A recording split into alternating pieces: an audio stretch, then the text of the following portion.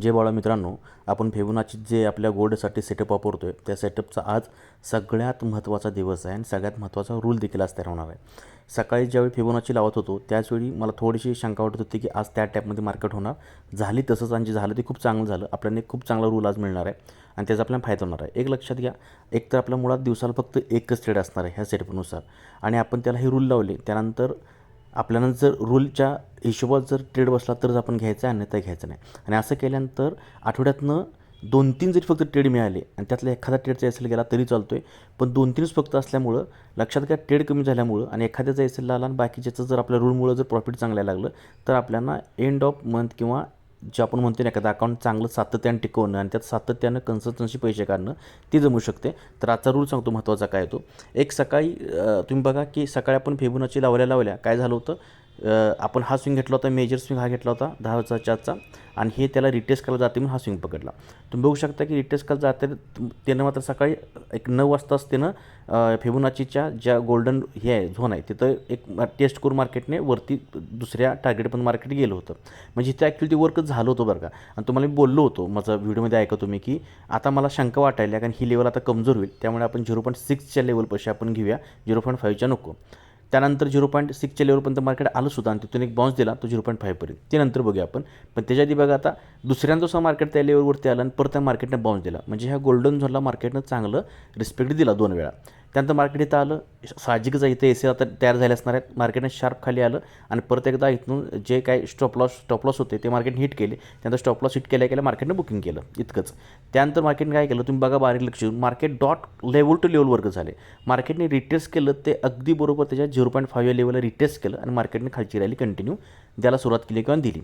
आता मग ह्यात आपण काय करायचं, आता रूल सगळ्यात महत्त्वाचा आहे समजून घ्या. जर ह्यावरती कोण काम करत असाल, मी यूट्यूबवरती रूल आपले सांगितले आहेत 9-10, त्यामध्ये 2 रूल अजून ॲड करा आणि अशा पद्धतीनं अजून पुढचा आपण काय आठवडा फक्त हे बघतो आहे. त्यानंतर सगळे रूल तयार झाले असतील त्याचं फक्त मग प्रॅक्टिस करत राहा.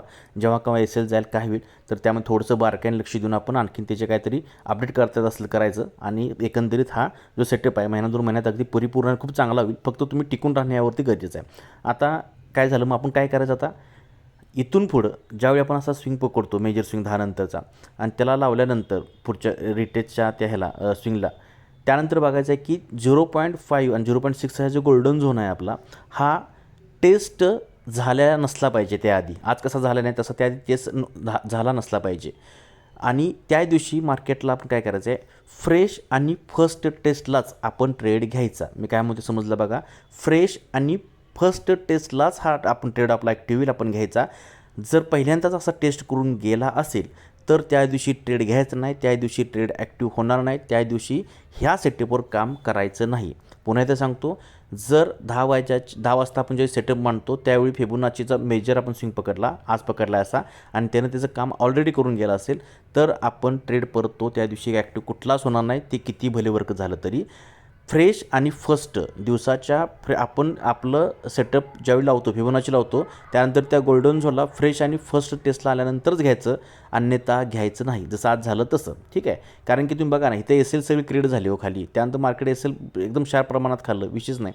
आणि दुसरी एक अजूनसुद्धा मला 1-2 मेसेज आले होते की सर थोडंसं स्टॉप लॉस मोठा व्हायला लागला आहे. तर एक काम करा, आपण हा गोल्डन झोन मांडलेला आहे 0.5 ते 0.6पर्यंत, तर 0.5ला घेऊच नका ट्रेड. मग 0.6लाच मार्केट टेस्ट केल्यानंतर घ्यायचा. 0.5ला घेऊच नका, 0.6लाच घ्या आणि त्याचा एस एल असेल मग 0.7च्या खाली असेल, मग आणखीन आपलं एस एल कमी होते. इतकंच काय, 0.6ला घेत असताना समजा आता रेग्युलर कॅन्डल झाले आज, असे झाल्यानंतर 0.6ला घ्यायचा, 7च्या खाली एस एल लावायचा. पण कधी जरी तर हॅमर झाली किंवा मोठी एखादा डोजी वगैरे झाली तर मग तिथंच ट्रेड घेऊन त्या कॅन्डलच्या खालचाच एस एल तुम्ही लावू शकता, म्हणजे आणखी कमी होईल. हे नोट करा, हाच मला वाटते. आणि आज एस एल गेला तो खूप चांगलं झालं कारण की त्याशिवाय ही रूल तयार झाले नसते. थँक्यू, धन्यवाद. जय बाळूमामा.